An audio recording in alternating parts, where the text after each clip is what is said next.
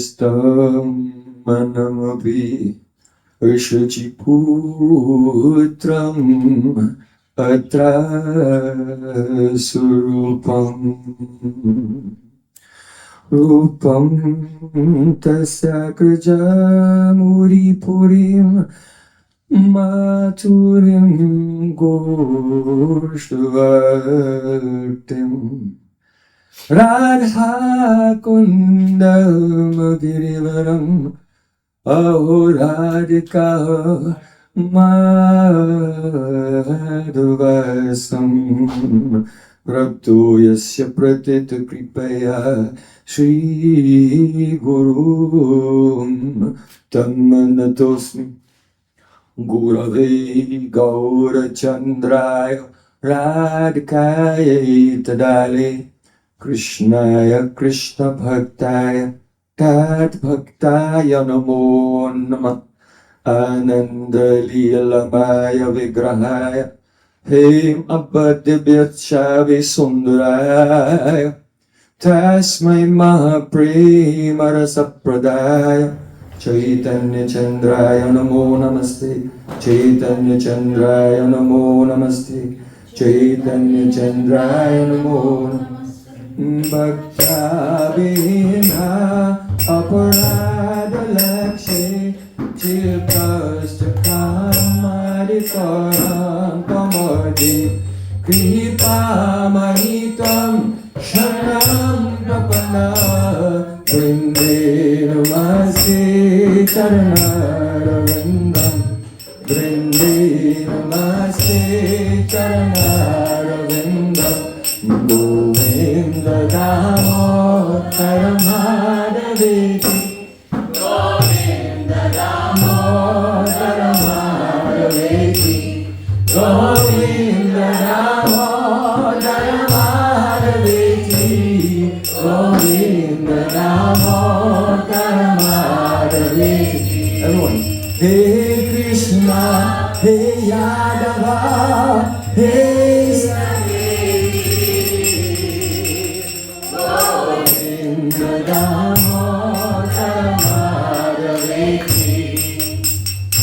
Shama Sundar Shikanda Shekhar Smaraha Smurali Manora Radhikar Sakamama Kripanidhe Supriya Charna King Korim Kuru Tavai Vasmi Najivami Tayavana Iti Vikyaya Devitam Namam Charnatikam. First of all, I offer my Sastang Dandavat Puspanjali.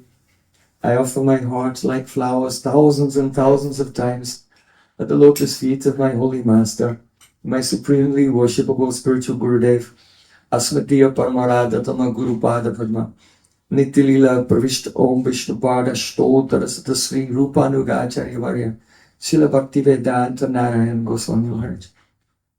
Secondly, I offer my pranam thousands of times at the lotus feet of my Param Gurudev, to Srila Prabhupada, and to all of our Sri Rupanuga Gauriya Guru Parampara.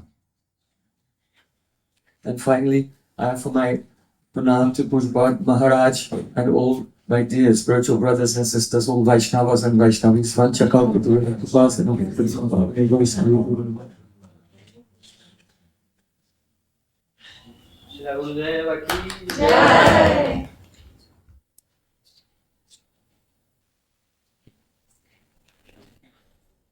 So by the course of Master Sri Gaurang Gauranga, we have assembled today to hear about the unique contribution of Srila Rupa Goswami.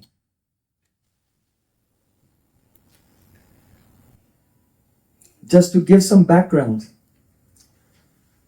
we want to discuss first of all the tradition of kavya, poetry, in ancient India.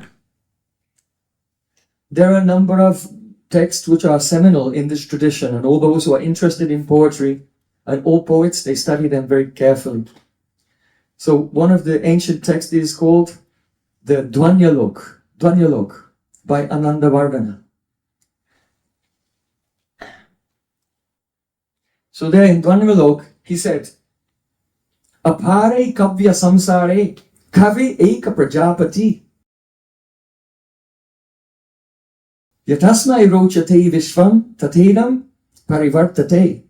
The meaning is this, that the world of kavya, the world of poetry is unlimited.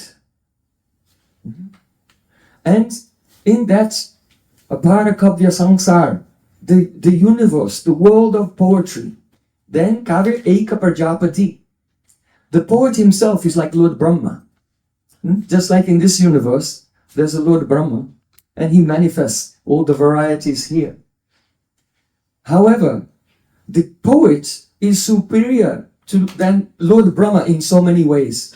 Why? Because Brahma's universe is limited.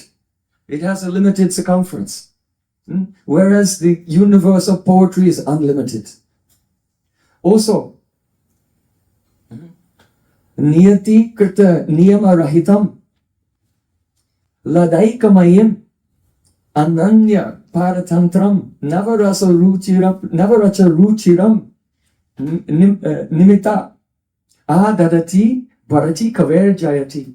In the commentary on this verse by Mamata in Kavya Prakash, it is said that the poet is superior to Prajapati, because when Prajapati, Brahma, he creates, he has to create everything according to the laws of nature and according to the karmas of the living entities. So he's very limited. But the poet is not like that. The poet, in his world of poetry, he does not have to conform to any rules of nature. Niyate niyama rahita. Niyate kriti niyama rahita. That means in this world, there is a vastu, a substance, and every substance has a dharma. It's characteristic.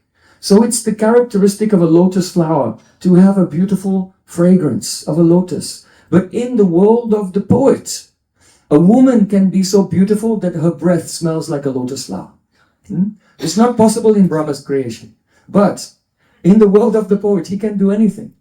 In this world, if there's a hero, and he's surrounded on all sides by his enemies and they're all shooting arrows at him, what will happen? He'll die. But in the world of the poet, the hero somehow can miraculously escape. So the creation of the poet is superior. In this world, there are 6 tastes. Sweet and sour and salty, bitter, pungent and astringent. But in the world of the poet, navarasa ruchira, they can have 8 or 9 tastes. That means the rasas. The various rasas, the tastes of love and various emotions. So in this way, the poet is considered to be like a Lord Brahma, like a Prajapati, and he's creating a whole world, and that world of the poet is superior to the world and the creation of Lord Brahma. So Ladaika Mayim, in this world there are so many mixtures, some happiness, some distress, and mixtures of happiness and distress. But the poet can create a world which is just pure bliss. So in this way, the poet is considered to be superior. Now, in our Gaudiya tradition, Rupa Gosvami has also been compared to Lord Brahma. You can see that Kavi Karnapur in his Chaitanya Chandradaya Natakam, and it's been quoted in Chaitanya Charitamrita. There he says that Brindavaniyam rasakeli vartam kalena luptam nija shaktim utka sancharya rupe vyatanot punasa prabhu vidau pragiva shishtim. The meaning is that at the end of the creation, during the annihilation, nothing is manifest. But when the Lord wants to manifest the universe, then Krishna empowers Lord Brahma, and Lord Brahma creates the universe. So in the same way that Krishna appeared in this Kali Yuga in the form as Sri Chaitanya Mahaprabhu. But this time, his Brahma, the person through whom he manifested his creation, was Rupa Goswami Pad. Why? Because when Radha and Krishna were in this world 5,000 years ago, they performed their beautiful sweet pastimes. And at that time, all their associates were talking about them. But gradually that Vrindavaniyam Rasakeli Vartam, the discussions of the sweet pastimes of Radha and Krishna, it disappeared from the world. It was like a pralay. But because Chaitanya Mahaprabhu wanted to again initiate that flow of Hari Katha, of beautiful sweet Katha, of Radha and Krishna's love, therefore, just as Krishna had empowered Lord Brahma, Chaitanya Mahaprabhu empowered Rupa Goswami, and he manifested the world of Vrindavan Rasakatha. And really, it's another world. It's really not, don't think that this world is very big and one small section of this world is some poetry by Rupa Goswami. No, this world is insignificant. And if a pure Vaishnava will catch us by the hand and lead us into that world, we'll see that it is far more vast than this material existence in all ways. So, the material poets, they have written about love, but the rasa that they describe, this rasa is Prakrit rasa. It is the mellows, the flavors of love which are available in this world. They say that it's alokik, that it's beyond this world, but at most it's sattvic only, in sattvagun. But Srila Rupa Goswami part, what he has manifested is the aprakrita supernatural rasa. And there are differences between the material rasa and the supernatural transcendental rasa. One of the differences is that the material rasa, the happiness that we feel in this world, causes us to become more attached. And that attachment leads to suffering. But if we can get a taste for the transcendental rasa, then raso varjam rasopyasya paramdrashta nivatate, Krishna said in Bhagavad Gita.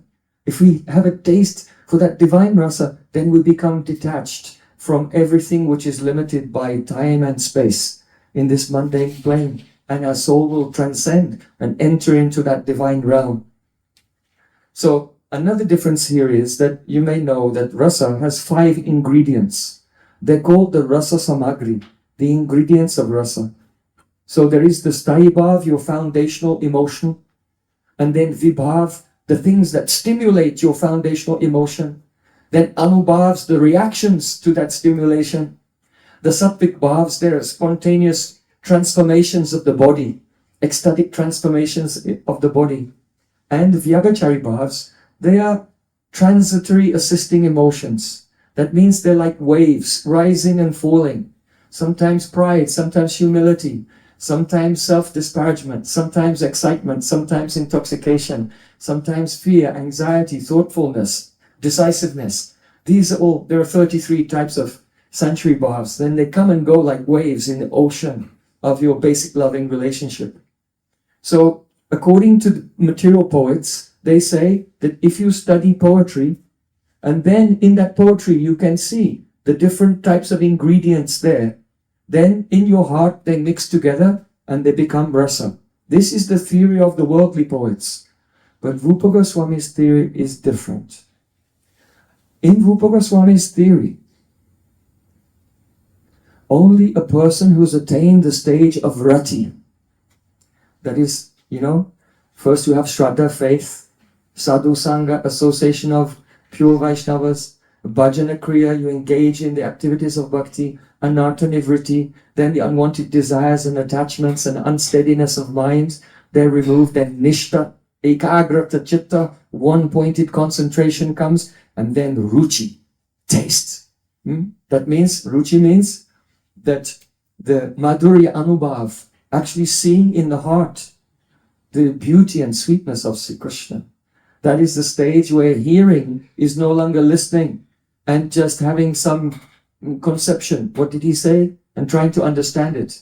But after Nishta, Shravanam, hearing means darshanam. It means seeing. Because now the mirror of the heart is cleansed. And when the pure devotee speaks, the very thing he's seeing in his heart comes out in the form of Shabda Brahma, transcendental sound from the lips, goes in the ear, and then manifests. So it's a transferal of the inner vision of a pure Vaishnava into the heart of the listeners. And that is actual real Shravanam. So from the stage of Ruchi, there is the Madhurya Anubhav, realization of the sweetness of Krishna's form, of his flute playing, and so on. So then comes asakti, deep attachment, and then after asakti, rati, or bhav, the sthayi bhav. Only a person who's attained to that stage can actually experience what are the other ingredients of rasa. For ordinary person, they're very attracted to poetry, they're reading or they're watching a drama and trying to identify the ingredients. But for the person who has rati, then the whole world becomes a theater.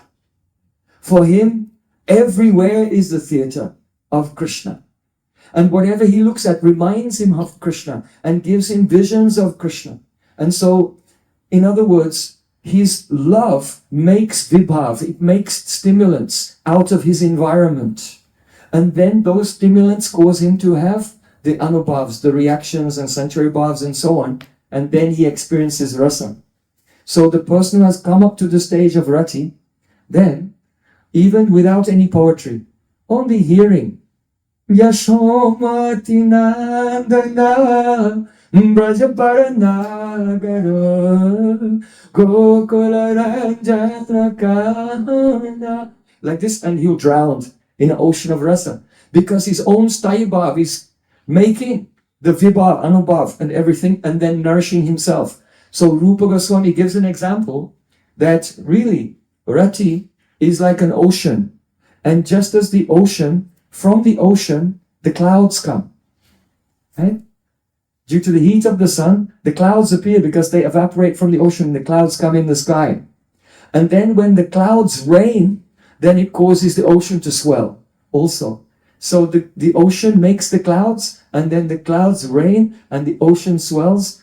And you know that if, according to poets, when the rain falls at the time of an auspicious stellar constellation called Swati Nakshatra, then those raindrops cause jewels to appear in the ocean. And so the ocean is known in Sanskrit as Ratnalai. Ratnalai, it means the abode of jewels. So what happens? The devotee who has rati, his heart is so soft and sensitive that everything reminds him of Krishna, and he becomes stimulated by that. All the different ingredients of ras appear before him, and then those ingredients fall like rain back onto his heart, and then the jewels of the relishment of rasa appear in his heart miraculously. So the prakrit ras, material rasa, and transcendental rasa, they are quite different. Only those who have the sanskars, not only from this life, but from previous lives, praktanaduniki chasti yasya sad bhakti vasana esha bhakti rasasvadas taseva ridijayate. The person who, in their previous life, they advanced up to the level of rati, then in the next life they'll be qualified to realizing rasa.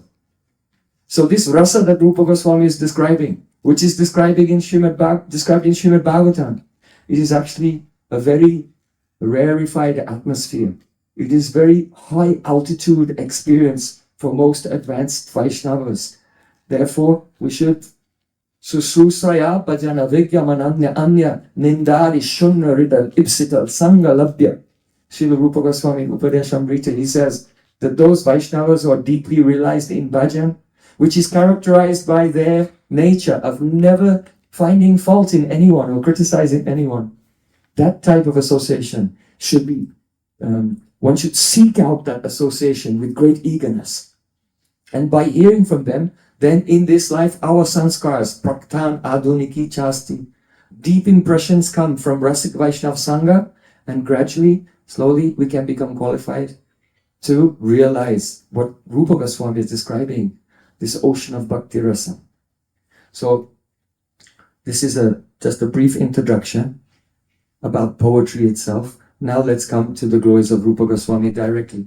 In this song, it is said, Yankali Rupa Sharinana Dharata Tan Braja Prema Mahanidhi Kutarika.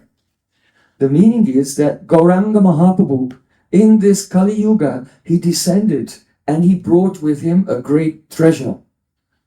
Anarpita Charin Chirat Karunayava Tinaha Kalau Samarpaitu Unnata Ujjvala Rasam Swabhakti Sriyam. He brought the Unnata, the most elevated Ujjvala Rasa. Ujjvala, Sringarasa, Madhurya Rasa, the love of Braja Gopis, especially of Srimati Radhika.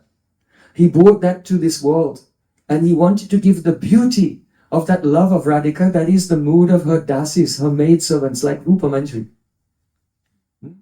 But here it is said that though Chaitanya Mahaprabhu descended to this world with the storehouse of the Mahanidhi, the greatest treasures of love, but the door was locked with a big lock.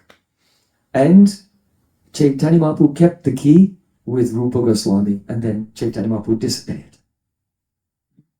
So, Kona Kapata Udgarta, if Rupa Goswami had not appeared in this Kali Yuga, then who would be able to open the lock on the door of the great treasure house of love that Chaitanya Mahaprabhu came to give, that he brought to this world? So this is the role of Rupa Goswami. Without him, no one would have access to the deep treasures that Mahaprabhu came to give. Yuga Dharma Pravataimu Nama Sankirtan Charibhava Bhakti Diya Nachamu Bhuvan. Krishna, before appearing as Mahaprabhu, he said, I will appear in this world and I will spread Nam Sankirtan. And I'll make the whole world dance, realizing 4 moods of love. It's all right. Establishing the Yuga Dharma. But this gift of Chaitanya Mahaprabhu is something over and above that. And to access that Unnata Ujjvala Rasa, that is Radha Dasyam, to become the eternal maidservants, manjaris of Srimati Radhika. Oh, that is extremely rare. And if Rupa Goswami did not take the key and open that treasure, no one would attain it. So now, in the second verse, the poet Madhav is saying, Niratkirahansana Panavidayana Kona Pritakoripayata. If milk and water become mixed together, then we cannot separate them. But if there's a swan, a hamsa, a paramahamsa, a great swan knows the art how to separate milk from water. So in the same way, Rupa Goswami knew how to separate all the treasures which are there in the Shastra. For example, first thing we have to separate is Mishra Bhakti from Uttama Bhakti. Bhakti which is mixed, devotion which is mixed with a karma, gyan, yoga, or any worldly desire will not produce a transcendental result. But bhakti which is mixed, it will not produce the highest result. But bhakti which is Uttama Bhakti, completely pure, not mixed with any worldly desire, this is our aspiration. But within that pure bhakti, there are also so many stages. He separated again sadhana bhakti from bhava bhakti from prema bhakti.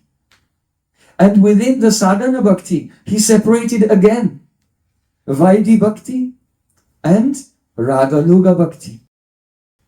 Again within Raganuga bhakti, he separated Sambandhanuga and Kamanuga. And then within the realm of Prem, he separated love. It became Prem, Sneha, Man, Pranay, Rag, Anurag, Bhav, Rudabhav, Adirudabhav, Modanakya Mahabhav, Mohanakya Mahabhav, Madanakya Mahabhav. And all of these stages have their sub-stages and different varieties as well. Who could have done it? Or do we have any volunteers to explain this? No. No one could have done it. So he's just like a swan. In other words, the swan is the essential symbol of discrimination. And this is why we began by speaking about the subject that this kavya of Rupa Goswami, it's another world. It's another world. And if we can get taste in that world, then we'll have no taste at all in this world. It is so sweet. So now the poet is saying, I missed out the second part. Kausaba chaji bhaji brindavana, kausaba granta virachita. Without Rupa Goswami, who would have left everything and to go and live in the forest of Vrindavan? You should know that when Chaitanya Mahaprabhu sent the Goswamis to Vrindavan, it was just a forest. There was no MBT. There was no restaurants.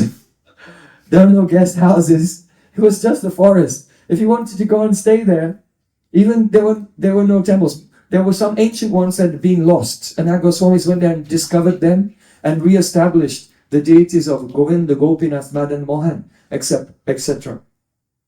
But who would have gone to Vrindavan and manifested the glory of that place if Rupa Goswami and his Anugajan, his followers, had not gone there? There's one poem in Brajabas. Machi marchar magane, musi banda chor, kanti dimaka jivaka, jaga dasavigda gor, jaga dasavida gor, vas kyoki jiban mein, asam vasi vihamili, viraj nadira jaman mein. Bhagavad Rasikananya Sang Dustar Suti Saki Biharati Shama Sham Yaha Nahi Macha Maki. The meaning of this is, who can go and live in Vrindavan?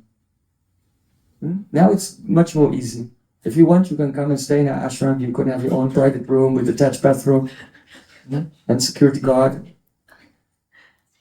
But then it was very difficult. Why? 10 Dasa Vida Gaur. 10 types of inconveniences which are so terrible. What? Macha machi magane.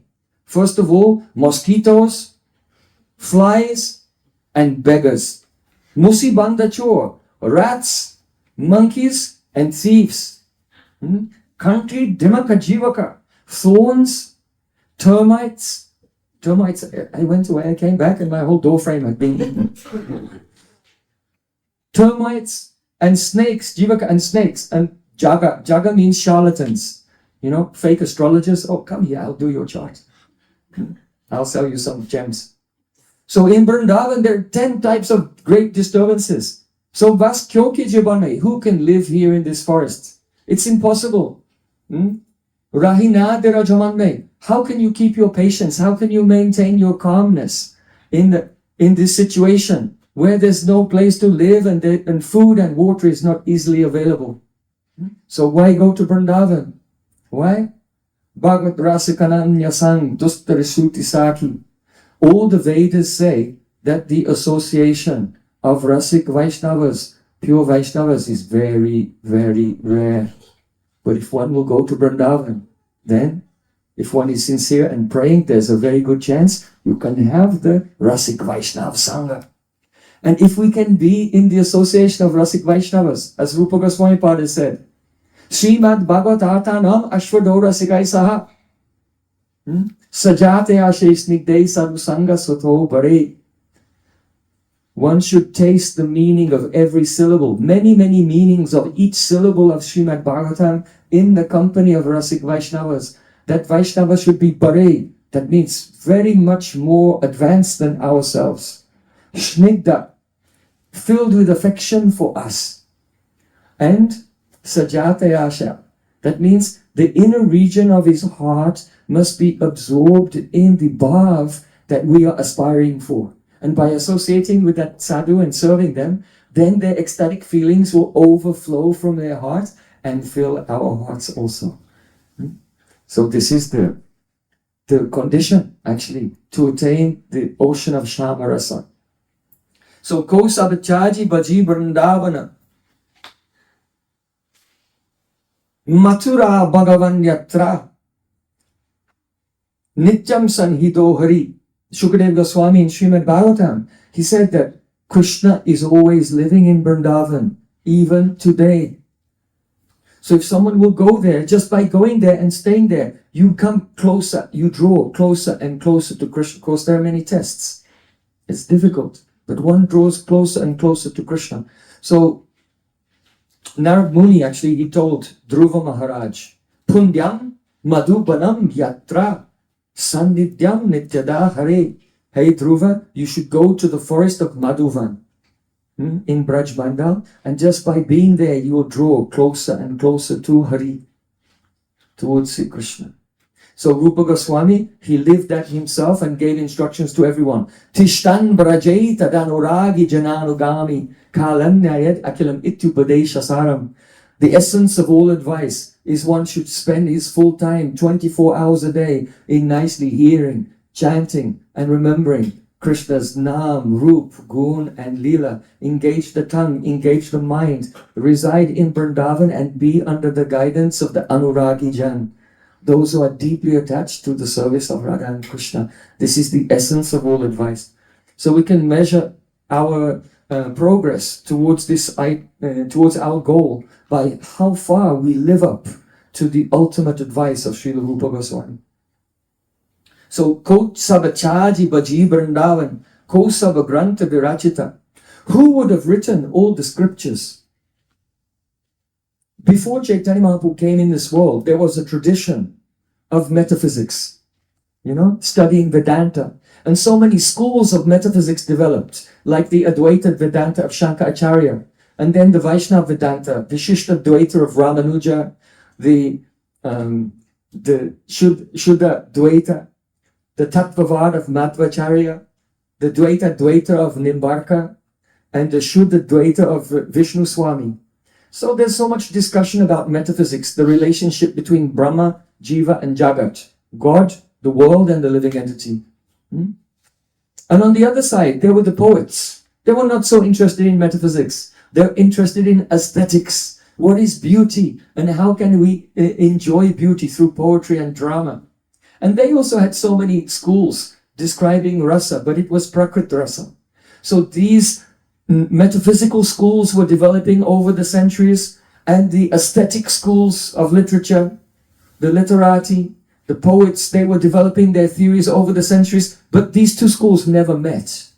They didn't meet. But in the Taittiriya Upanishad, there it is said, Raso vai saha, rasam evayam labdhanandi bhavati. The supreme Brahma, the supreme truth is rasa, the embodiment of all mellows of love, and one who attains him attains the highest ananda. So the seed was there in the metaphysical schools, in the Upanishads, for a meeting. And that meeting took place when, being empowered by Chaitanya Mahaprabhu, Srila Rupa Goswami presented Bhakti Rasamrita Sindhu. It was a rasa school, but it had a completely transcendental metaphysical foundation. So those two worlds, they were synthesized and came together in perfect harmony for the first time. Who did it? Srila Rupa Goswami. It is unique. It is something extraordinary in this day of Lord Brahma. This is only the beginning. Kosava Granta Virachita. Now Rupa Goswami, in Bhakti Rasamrita Sindhu and in Ujjwala Nilamani, he explained all the theory, the grammar of the Bhakti Rasa. In other words, a completely detailed psychology of divine love. It was never done before. And then he wrote another book called Natak Chandrika. And Natak Chandrika is an explanation of how to write Vedic dramas. Because a Vedic drama, it's not like a chaotic postmodern collage of random events. The Vedic drama is very structured in the way it's introduced, the way the characters are introduced, the development of the plot. There are 5 karyavastas, the 5 stages in the development of the plot. And then you have the 5 artha prakritis, the 5 subjective stages of development of the psychology of the hero. And where the 5 karyavastas meet with the 5 artha prakritis, it gives rise to 5 sandhis, or 5 junctions in the drama. And then within those junctions, there are 64 sandhyangas, subjunctions as well. And within the 5 junctions and the 64 subjunctions, then there should be all of the sanctuary bhavs, 33 types of transitory assisting emotions, not necessarily all in the same person, but somehow decorated, sprinkled throughout the drama. So when the audience sits down and watches the drama, they get a full meal. All their emotional vitamins and minerals, they're all included. And they go out with a healthy heart. So this Vedic drama is something else. It's a very exact science. So Rupa Goswami gave, on the one hand, the whole grammar or the psychology of love in Bhakti Rasamrita Sindhu and Ujjwala Nilamani. And on the other hand, he gave the entire structure of drama so that persons could write their own Vaishnav dramas. And to illustrate the various components, he also presented dramas himself. He presented Dan Kelly comedy, which is an anka. It's a one-act drama. And he presented his great masterpieces, Vidagdha Madhav, which is based, it is Vrindavan Leela, and Sri Lalit Madhav, which begins in Vrindavan, goes to Mathura, and then a lot of the action is in Dwarka, and miraculously it spins around and they find themselves back in Vrindavan again at the end. So what he did with these dramas is, even though the dramas themselves, they're just full of flowing poetry. Amazing, amazing poetry. In Braj, once I was there was a meeting and all the scholars were discussing the greatness of Rupa Goswami for 5 days. My Gurudev used to organize this conference every year at the time of Julan Yatra and the disappearance of Rupa Goswami. 5 days, all the scholars from all the different sampradayas will come, and from morning to night there'll be one lecture after another, only on the greatness of Rupa Goswami. So one Chaturvedi Brahmin from Mathura came, and he said one subhashita, like a proverb, a maxim in Sanskrit. Upama kalidasasya bhairve artagauravam dandinya padalalityam Rupai Santi Prayoguna. The famous poet Kalidas, who has wrote Abhigyan Shakuntala, he is the best poet for Upama Alankar. That means the figure of speech, the simile. He's the best at using similes. Bhairava Artagauravam. Bhairav is the best at putting deep meaning in his poetry. Dandinyam Padalalityam. The poet Dandin, he's the best at using very sweet flowing language. But Rupe Santi Trayo Guna. All these qualities are present in Rupa Goswami. So different poets throughout the history of India, the scholars, they praise them for having different skills. But the scholars of the Mathura, Chaturvedi Brahmanas, they're saying, we see that all of those skills of all the poets are found in the ultimate degree in Rupa Goswami. So that's the analysis of his artistry only from the point of view of a kavya, just appreciating poetry. But the true glory of his poetry is that it's not a manifestation just of his creative genius, imagination, but rather it came from his samadhi. It came from his trance. You know, once Sanatana Goswami, he met with Rupa Goswami. He said, oh, what's this poem you're writing? Can I have a look at your poetry? Sure, please. You can correct it if there's any mistake. So then Sanatana Goswami looked and he began to read. Navagaurochana Gaurim Pravarendivaram Baram Manistabaka Vidyoti Vinivyalanggana Panam. Oh, Shrimati Radhika, your complexion is like a fresh Gorochana. It's one golden pigment. Navarendivarambaram, and your cloth is like a blue lotus flower. And your long hair, which is tied in a braid, is decorated with a cluster of jewels in the shape of flowers at the top. So it resembles a snake. Sanatana Goswami thought, what is this? This poetry is very nice, but why do you compare our Swamini's braid to a snake? Because a snake is full of poison, and our Swamini Radhika is full of nectar. Rupa Goswami said, oh Gurudev, Sanatana Goswami said, oh Gurudev, please, you can change it for something. Sanatana Goswami is so brilliant. He could easily think up a simile or a metaphor in a moment, but on that day, for the first time in his life, he drew a blank. I'll think about it and tell you later. He went away. So then Sanatana Goswami was performing Parikram of Govardhan, and he came to Radhakund. And when he came to Radhakund, he saw a group of young girls. They were laughing and joking. And one of them was most beautiful. She was sitting on a swing, and her friends were pushing her on the swing. And then he saw that behind her, just behind her, there was a black snake with a jewel on his hood. And Sanatana Goswami quickly ran and said, oh, Lali, Lali. Oh, my daughter, be careful, be careful. And as he ran forward, the girls disappeared, the swing disappeared, there was nothing there. And then he realized, oh, it was Srimati Radhika. And that her beauty, her ornaments, her hair, they're so astonishing that when you see them, you have to look twice because it produces so many illusions.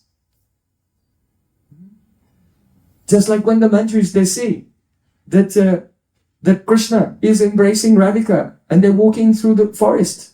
Then they notice that the peacocks spread their tail feathers and start dancing because they think it's a rain cloud and a flash of lightning. So the peacocks go, peacock, they begin to call and dance. But not only the peacocks, but the Manjaris themselves. And anyone who will see the beauty of Radha Krishna, they have to keep looking again and again because their beauty produces these types of Brahm or type of divine ecstatic mistakes. So Sanatana Goswami, he realized, oh, this was actually Radhika. And he went back to Srila Rupa Goswami. And Srila Rupa Goswami said, oh, Gurudev, would you like to, did you think up a word how to change this poem? Srila Sanatana Goswami said, whatever you write is fine with me. Why? Because every single word that Rupa Goswami has written is his realization. It came in his samadhi, in his trance, and then he's written. Not like today. Nowadays, everyone's writing book, another book. They're making books like chapatis, one after another. But Rupa Goswami is not like that. Rupa Goswami is chanting Harinam and realizing the nectar and then revealing it to the world by the mercy of Chaitanya Mahaprabhu. So Sri Chaitanya Manobishtam Stapitam Yena Bhutale Swayam Rupa Kadamayam Dadati Swapadantikam. What is Sri Chaitanya Manobishtam? The innermost heart's desire of Chaitanya Mahaprabhu. That is, Mahaprabhu appeared to fulfill 3 desires. He wanted to know what is the greatness of Radhika's love. So who can know the greatness of a love unless you know Prem, Sneha, Maham, Pranay, Rag, Anurag, Bhav, Mahabhav, Rudha, Bhav, and all the stages up to Madan. Unless you understand all the stages up to Madan, then no one can know how deep is the love of Radhika. Rupa Goswami revealed it. He wanted to know what is the beauty in me. Krishna thinks, what is the beauty in me that she sees, that only she can see? Seeing beauty depends on love. If there's a baby with cross eyes, but his mother calls her, oh, Padma Lochan. Oh, my lotus-eyed boy. Because love makes you just see beauty. So because Radhika's love is the highest, she sees more beauty in Krishna than anyone else. She sees beauty that even Krishna, when he looks in the mirror, he cannot see it. And that's why he has to become immersed in Radhika's love. And the third desire, what is the happiness that Radharani experiences when she tastes the sweetness of Krishna through her love? So Krishna wanted to know these things. And so Rupa Goswami established the innermost heart's desire of Chaitanya Mahaprabhu because he explained to the world how deep is the love of Radhika, what is the sweetness of Krishna, and what is her happiness. And on the other side, Prema rasa nirjas korite ashwadan, raga maga bhakti loke korite pracharan. Krishna wanted to taste the essence of Prema Ras as Chaitanya Mahaprabhu and also distribute Raga Marg. So Rupa Goswami revealed the Kevala Madhurya Mai Upasana. That means Raganuga Bhakti, the path of spontaneous love, in which there's not even a slight smell of Krishna's Bhagavatam. No idea that Krishna is God. Lord Narayan can be God. But Krishna is just Nandanandan. He's Yashodanandan. He's the beautiful darling son of Yashoda. This love in Madhurya Rasa, in the romantic mood, which has not the slightest scent of lust. There's no lust there at all in this love. So it's very profound and dustarkya. It's difficult to understand. Therefore he said, Sri Chaitanya Manobishtam Stapitam Yena Bhutale. Because Rupa Goswami revealed in this world Chaitanya Mahaprabhu's innermost heart's desire to realize Radhika's bhav and also to distribute service to Radhika. Also, therefore, he is called the Sri Chaitanya Manobishtam Stapaka, the one who established the innermost heart's desire of Chaitanya Mahaprabhu. No one else did it. He has done it and others have just continued the mission that he revealed. So, Kosava Granta Virachita, through Bhakti Rasamrita Sindhu and Ujjvala Nilamani, Rupa Goswami described the grammar and the psychology of love Through Natak Chandrika, he showed the structure of drama, and then putting the two together, he gave the flow of Vidagdha Madhav and Lalit Madhav and Dan Kali Kumadi. So without understanding the deep structures of Natak Chandrika and also the deep structures of Rasa of Ujjwala Nilamani, it's very, very difficult to understand the two dramas. One will only be floating on the surface. So now in the next verse, the Madhav is saying about Rupa Goswami. Jaba pita pula palatanana vidda manuraji aravinda so marukara binu pan konjanat vidyamana kori banda. In flowers, there's nectar. But if you break open the flower and try to eat it, you can't taste it. We need the help of a bumblebee. The bumblebee will go from flower to flower to flower and collect some nectar and bring it to the hive and turn it into honey. And then, by the mercy of the bumblebee, we can taste the nectar of those flowers that was here, Karibanda. It was confined within them and not accessible. So in the same way, the Srimad Bhagavatam and other Shastras like Gita Govinda and Krishna Kahanamrita, Jagannath Balav Natakam. Yesterday was Ramananda Rai's disappearance day. He wrote the Jagannath Balav Natakam. In these Shastras, there's so much nectar, but unless the bumblebee Rupa Goswami appeared in this world and presented it in such a way, in the form of honey, in the form of Bhaktarasamrita Sindhu or Ujjwala Nilamani, we will not be able to realize what nectar was there in the scripture. So now the poet is saying, Ko janata mathura vrindavana, ko janata brajanita, ko janata radha madhavarati, ko janata soi prita. Without Rupa Goswami, who would have known the difference between Mathura and Vrindavan? The difference between Mathura and Vrindavan is like the difference between two fingers. They're side by side. You can get a rickshaw from here to there and in just 20 minutes. But no, Mathura and Vrindavan are millions and millions of miles away. Why? Because in Mathura, Krishna, he killed Kamsa Maharaj, and then everyone knew, oh, the prophecy has come true. When Kamsa Maharaj was driving the chariot of Devaki, there was a voice in the sky. Asyaste astamo gavo hanto yam bahase buddha. You fool, Kamsa, the person whose chariot you are driving, her 8th child will kill you. And then when later, many years later, when Krishna came to Mathura and in front of everyone in a big stadium, Krishna killed Kamsa. And then everyone knew, oh, he's the 8th child of Devaki. He appeared with 4 arms as Vasudeva in the prison cell of Kamsa Maharaj. So they see Krishna as God in Mathura. They have some sweetness in relationship, but they know that he's Bhagavan. And what happens? Aishwarya Ganati Sab Jagatam Ishrit, Aishwarya Shitila Prema Nahi Mora Preet. Krishna said, in the whole world, everyone worships me as God. But that love which has Aishwarya Gyan, knowledge of my opulence, becomes slack. It becomes weakened. And so though it pleases me, it cannot fully satisfy my heart. So maybe you have a deity of Krishna. But if you have a baby, then your baby 24 hours a day, you're thinking, I have to feed him, I have to dress him, I have to bathe him. And the deity is just sitting there with a stick of incense and a candle and starving. So, why? Because he's God, he can take care of himself. But this baby is helpless. But in Vrindavan, it's the other way around. Oh, look, Narayan is God, he can take care of himself. But Krishna, he can't do anything. We have to wake him up, we have to bathe him, we have to decorate him, we have to feed him, we have to massage him. So it's when the knowledge that Krishna is God is gone, then the seva briti, the mood of service, flows spontaneously. He's mine. God cannot be yours. You can belong to God because God has manifested everything. But your child, your school friend, your boyfriend, it's mine. Mamata, possessiveness. And mamata is the foundation of love.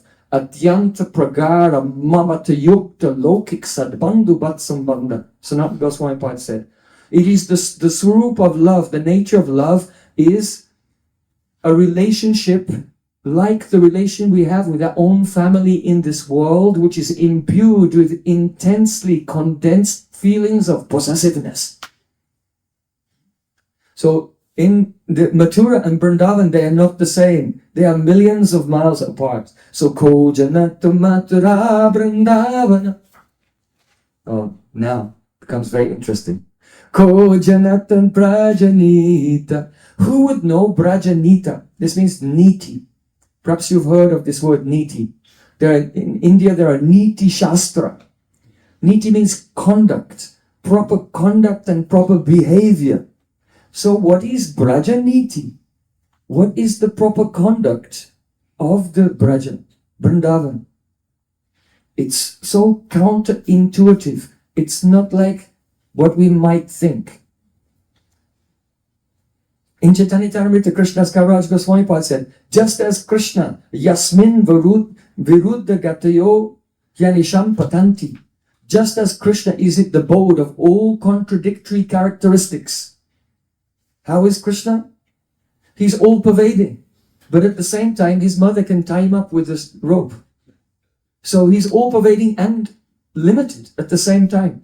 So in the same way, the Prem of Radhika is filled with contradictions.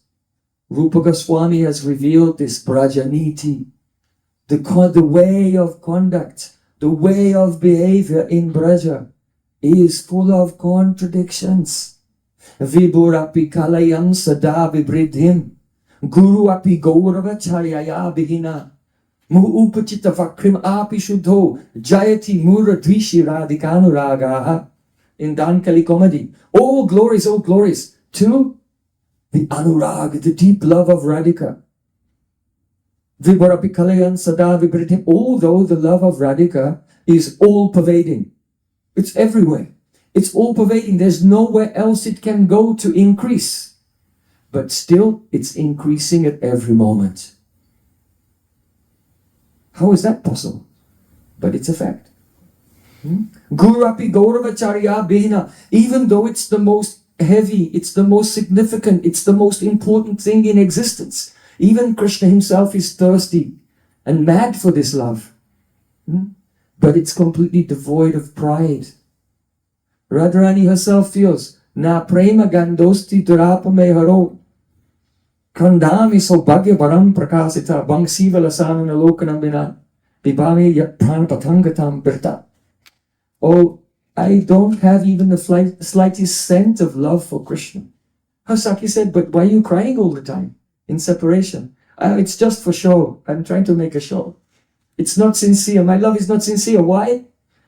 Because I know that a fish loves water. If you take a fish out of water, it's just flapping in anxiety and dies. But look at me. I am not seeing the beautiful face of Shyama Sundar playing upon his flute. And still I maintain my life. Meaningless, like living like an insect. So Radhika has the highest love. But Premara Surupa Yaha, Premara Sambandha, Semani Krishnamuri Nahi Premaganda. Where there's a relationship of real love, that devotee always feels as if I have no love at all. So if you're ever thinking like, I really love Krishna, then that's the sign there's no love actually. The sign there's actually love is one feels that they don't have love. Why? Because Radhika has anurag. Anurag is a thirst that is so intense, it can never be quenched. Can you imagine? If you're thirsty, you drink 1-2 liters of water, you're fine. But if you have an unquenchable loving thirst, you drink 1 liter, 2 liters, 10 liters, and you're still thirsty because it's unquenchable. So it does not matter how much Radhika loves Krishna. It does not matter how much she serves Krishna. It doesn't matter how much she pleases Krishna. She's always worried that she hasn't pleased him and she hasn't served him enough. This is the Vishuddha Prem, pure love. So Guru api Gauravacharya bhina. Someone whose heart is pure, then they're very honest, they have integrity, they're straightforward, they don't cheat you, they don't try to do one-upmanship with you. They don't tease you. And they're steady. They're reliable. You can depend on them to be the same in every situation. That's a pure-hearted person. Rupa Gosvami is saying, even though Radhika's love is the purest of all, it's filled with the vakrata, duplicity. It's completely crooked.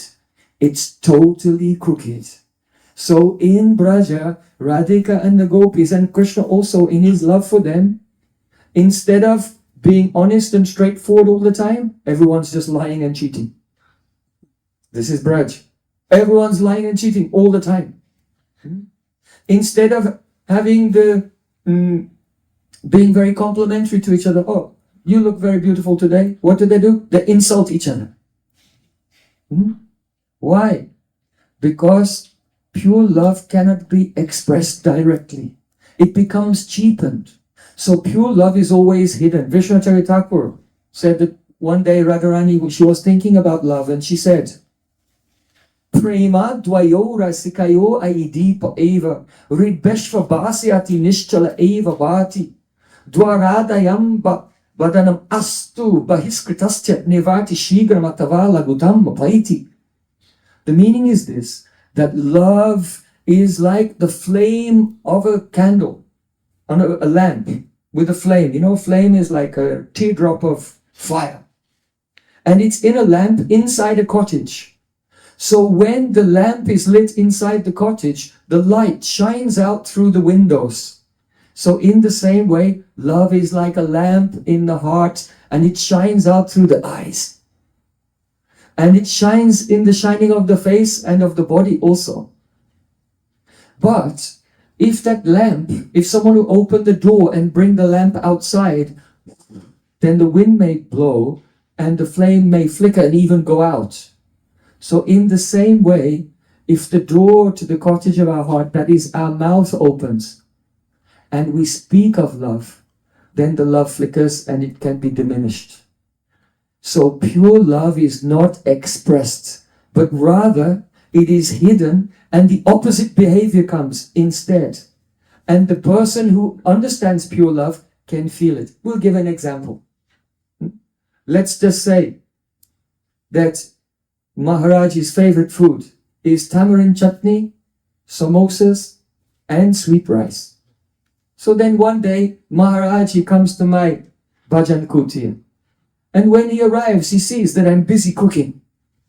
And he's looking, oh, what are you cooking? Oh, he's making tamarind chutney, and samosas, and kheer, sweet rice, all my favorites. So then Maharaj may ask, oh, Prem, are you making this for me? Then I'll say, no. It's for me. I like these preparations. And then when they're prepared, and then offered to Krishna, and then I take them and put them on the plate and put the plate in front of him without saying anything. And then he's eating. Then you can feel the love. No words are necessary. No words are necessary. When there is a dissimulation of the feeling, the real feelings are dissimulated, they are hidden. It's called avahita bhav, the concealment of emotions. Then the love becomes more intense. Raso gupta eva hi rasatvam apadyate. Vallabhacharya has said, when rasa is hidden, it becomes more flavorful. So then really there's a relishment of love in the heart. But what if he came and said, is that for me? And I said, yes, you know, I went shopping yesterday. I couldn't find the ingredients. I had to go really far. I went to 10 different shops and it was so expensive. It took me about 6 hours to get everything and I've been cooking since 6 in the morning. Yeah? If I started talking about all the activities of service, then at once the nectar, the bubble bursts. It becomes diminished and the love is lost. So Vrindavan is like that. Mu'upachita vakramapi shuddho jayati murdvicha radikano ragaha. Everything is dissimulated. Everything is filled with deception. Everything is hidden. But it's relished by those who are rasik. So we can give some examples from... Now I've been speaking theory for a long time. Thank you for listening patiently and carefully through all these things. It can be a little bit of a struggle. Now I want to just open some curtains and windows into the world of Rupa Goswami. Shrimati Radhika and her Sakhis, they are going to Govardhan. Radhika is carrying on her head a beautiful golden pot full of ghee. Why? Because there was an announcement. Bhaguri Rishi is performing a fire sacrifice at Govinda Kund, and anyone who will give some ingredients for that sacrifice, that all their desires will be fulfilled. So Radhika has great desire. She wants to meet with her secret lover, Madhusudan, Govinda Gopinath, Sri Krishna. She wants, it's very rare and difficult for her to meet with her secret beloved. And so she wants that desire to be fulfilled. So she's setting off. But she's thinking that on the way there, perhaps Krishna will accost me and attack me, because this is his nature. He is such a scoundrel. And he might try to stop me and he may delay me. Then I'll be late for the yajna. So Radharani has sent some of her Sakhis ahead with some ingredients. So at least Bhaguri Rishi can start the fire sacrifice if she gets late, if she's delayed. So she's deliberately setting off with the intention, I hope Krishna will accost me on the way. By sending the Sakhis ahead. As she's walking there, then, suddenly, there's a sound of the flute. The sound of Sri Krishna's flute. When Krishna's flute plays, what happens? All the ashok trees burst into bloom. The mango trees burst into bloom. The bakul trees burst into bloom. Why? Because the sound of Krishna's flute? People say, it's described like that in Srimad Bhagavatam. Aspandanam gatimadam pulakat tarunas niyogapas krita lakshanayo vichitra. That when Krishna plays his flute, all of the trees burst into bloom. But the inner meaning is revealed by Rupa Goswami. When Krishna plays his flute, the gopis become so ecstatic that they can hardly even stand up. And so they hold on to the trees to stop themselves from falling over. So it's said in the Shastra that if a beautiful chaste woman will touch the ashok tree with her foot, it will burst into bloom. If a beautiful woman will embrace a mango tree, it will burst into bloom. If a chaste lady will spit on a bakul tree, it will burst into bloom. So because when Krishna plays his flute, the gopis cannot even stand up. They all grab the nearest tree and they're drooling. It's one of the anubhavs, ecstatic, and they're drooling. And when the saliva touches the bakul tree, it bursts into bloom, and all the other trees are blooming because of the embrace of the gopis. How this Vrindavan forest is full of rasa. Gradually, Krishna makes his way down from the top of Govardhan. And Radharani sees Krishna in the distance. Prapanna pantanam hare asakridasmannayanayo apurvoyam purvam kvachidapina drashto madhurima pratike pyesasyas purati bora angasya sakya suyastasya patum lavanti samatam nadrigiyam. Radharani says to her Sakhi Brinda, to Brinda Devi, "Oh Brinda, many times Krishna walked onto the pathway of my eyes many times before, but today I'm seeing him. It's as if I've never seen him before." This is Anurag. Anurag sadanubhutam api yaha koryan nava priyam. The love which makes your lover seem newer at every moment, and the love itself which is new, as if you have never experienced it ever before. That is called Anurag. So Radhika said, yes, I saw Krishna many times before, but today I am seeing him. I have never seen such beauty before. What to speak of the beauty of Krishna? My eyes are completely incapable of taking in even the complete beauty of only one part of one of his limbs. So our eyes are moving, sometimes his lips, sometimes his chest, sometimes his hands, sometimes his feet. And she's incapable of drinking all the beauty of even one part of Sri Krishna's body. Brinda Devi said, "Oh, Radhika, yada pasasi madhavam puras tatata vaivasya vadasya purvatam navahasada syakkimayam tavatava ragummade vismarata kimakshini." Oh Radhika, every time you see him, you say that. You always say that when you see him, you always say that it's as if you've never seen him before. So I have a question. Is it that Krishna is more beautiful today than he was yesterday? Or is it that your eyes are so blinded with love that your eyes forgot how beautiful he was yesterday? Which one is it? Both. Is it this? Is it that? Oh, it's all of these things. So in this way, Sri Krishna comes down from the hill.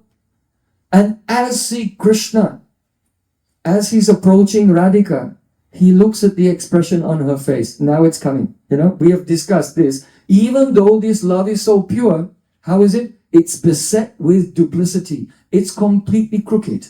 So when you see someone that you love, then what happens? Your face lights up and you smile and you show them that you're pleased to greet them. It's like a dog wags his tail. Right? So, but this love is so intense, it cannot bear expression. It always has to be hidden. And even if Radhika will feel, oh, I should receive him, Lalita Sakhi is always there to that. Turte brajanda tanayeta shushtabamyam ma dakshina bhava kalankini lagavaya radhe giram shrinutam iti shikshantim devim gunai suralitam lalitam. Sometimes Radhika, seeing Krishna coming, she'll, as if she's about to faint in ecstasy. And then Lalita, her friend, will think, oh, Radhika, Kalankini, that means you go with a bad reputation. They use she loves her friend, but she uses abusive language. This is love. Hey, Kalankini, go with a bad reputation. Why are you becoming submissive to him? If you'll be submissive to him, then you'll be on the same status of Chandravali. Why diminish your status? Play hard to get. Be contrary. And then Lalita, even if Krishna hasn't done something wrong, she'll invent something that he's done wrong just to make Radhika angry, to break her out of her fainting mood in ecstasy to see him. So Krishna's coming down the hill. And as he's approaching Radhika, he saw her from far away. She had a very simple mood on her face, smiling, filled with optimism that she will get a benediction from the yagya of Bhaguru Rishi. And Krishna's looking at her face as she sees him coming, and he sees her face is changing. What's going on? What's happening here? Stule radikaya payudara yugehara prasadi krita kyate balataya kachet kutile mole vertirnonaya vinyastam suti sevino apimasima linyameva nayo itnakshodayamir shayamargasha shanke mamutchar javam. Krishna, he looks and he's struck with wonder by the change of Radhika's expression. And at once poetry comes from his heart, because this is the nature of love. Where there's love, you cannot speak in a very prosaic way. Where there's love, then can I compare thee to a summer's day? Then it will come out in poetry naturally. So because of the intensity of Krishna's love, as he's coming down the hill of Govardhan and seeing the transformation on Radhika's face, he says, Stule Radhikaya Payodara Yuge. The breast of Radhika is very heavy. And she's decorated it with a beautiful necklace of jewels.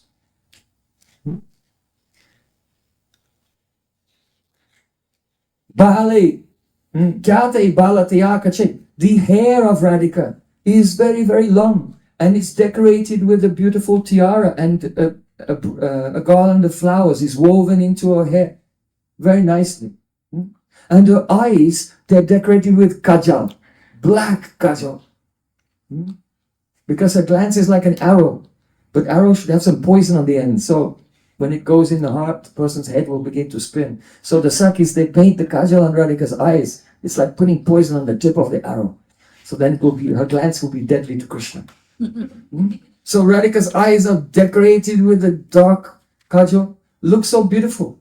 But Krishna, I'm afraid, because I can see in her eyes, she's giving up her simplicity and becoming angry and feisty and contrary. It's exactly like this. There were three persons who were going into an assembly, to a meeting. So one of those persons was a rustic person. He was quite stool. That means a bit dense. He was quite dense. Another one was a child with no education at all. But one of them was a learned pandit, and he was skilled in knowledge of all the Vedas. So when they came into that assembly, everyone stood up to give honor. So first of all, they gave a necklace to the dense person with no education. Then they gave a garland to the child with no education. But then the Brahmin, who was so educated in the Vedas, then they took some black soot and made his face black. There's a saying, to make someone's face black means to disrespect them.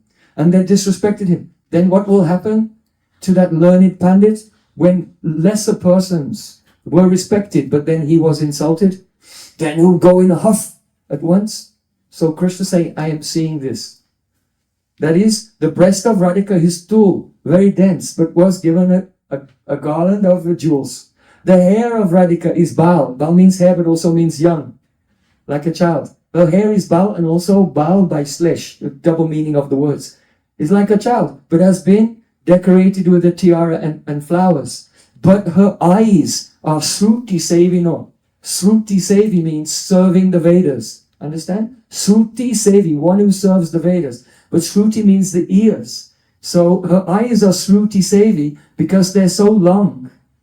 And her heart is so restless with ways of love that her pupils are darting here and there like fish, all the way round to her ears. So her eyes are Shruti Sevi.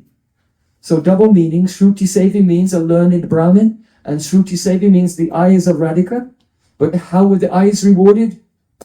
Black kajal were put on them, like this. And now I'm afraid that she's given up, her eyes have given up simplicity, and she's becoming contrary with me. So in this way, just see how Rupa Goswami is magnifying each second, each moment of the Leela, all the feelings in the heart of Radhika, the feelings of the heart of Krishna. He's magnifying it and freezing that moment and revealing it to us in high detail, in high resolution. So now as Krishna approaches Radhika, he's seeing that on the one hand, though she's eager to meet with him, what is she doing? She's become all crooked. She's hiding her feelings, deception and teasing. Radha and Krishna always teasing each other. Radhika will say to Krishna, oh, Krishna, you are so crooked. You are a crooked person. Just insulting him. She does not say hello or anything. Just immediately begins to insult him when she sees him. But when Krishna hears it, it becomes happy. Why? Because this is the nature of love. Once Madhu Mangal, he asked his grandmother. Who's the grandmother of Madhu Mangal? Purnamasi Devi. Oh, Bhagavati Purnamasi Devi, tell me, what is the nature of this love? Purnamasi said, Stotram yatra tatastatam prakatayas chittasya date vyatam nindapi pramadam priyachati pariyasa sriyam vibrati doshena kshayetam gunena gurutam kenapyanatan vati premna swara sikasya kasya chidayam vikridati prakriya. You should know the nature of love is this. That if you don't have a relationship with someone, let's say someone on the street, and you want to know the time, you say, excuse me, sir, what time is it? You're very polite, right? So this politeness means tatastha bhav, that you are neutral towards that person. But when love is very intense, then what happens? If someone has intense love and they're polite to the other person, then the other person feels, what is this? Did I do something wrong? Huh? And they feel pain. This is braj. If someone would be polite to someone else, they'll think, what happened? Why did he reject me? Did I make an offense? Huh? Tatastha gives pain. But ninda api pramadam. If someone will criticize the other person, then hearing that criticism, he's very happy and thinks it's a good joke. Huh? And then he will give criticism back. If Krishna will criticize the gopis will criticize Krishna 10 times over. They should pay him double and triple and quadruple. And Krishna loves this. Krishna misses this. When Krishna was in Dwarka, one day he told Rukmini, oh Rukmini, I am very dark and you are very golden. You are from a royal family. No one knows my family, whether I'm from a village or whether I'm from the city, Mathura, or from Vrindavan. You are very attracted to the household life, but myself, I am more interested in self-realization. So I think that in selecting me, you made a mistake. I'm giving you, I'm freeing you from your vows, and you can select another husband who's more suitable for you. And what happened to Rukmini? Fainted. Yeah, she dropped the chamra and fainted. Then Krishna was thinking, he just wanted to have fun like in Vrindavan, where everyone's insulting and teasing each other. But it didn't work. Why? Aishwarya Bhav is there.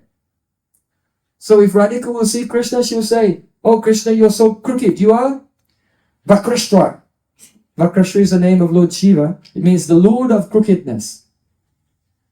You know, Krishna, you are crooked in 3 places. Do you know where the 3 places where Krishna is crooked? Yeah.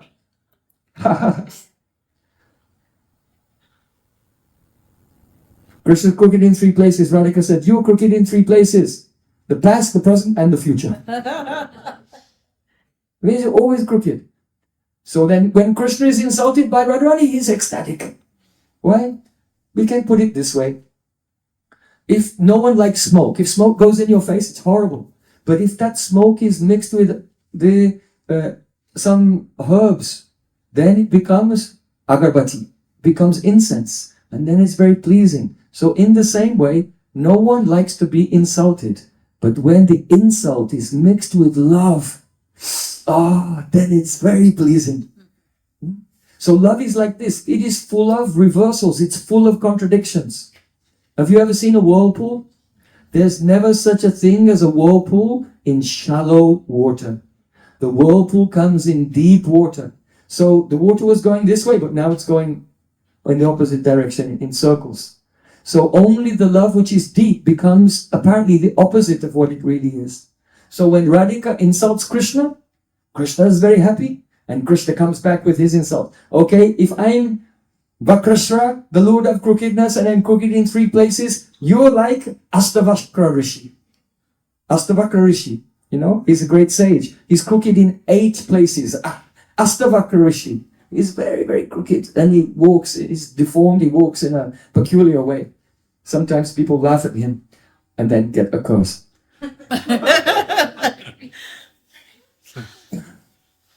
Because that criticism is not with love, you see. But when Krishna calls Radharani, you're like Astavakra Rishi, then she also feels joy. Why are you like Astavakra Rishi? Because of this.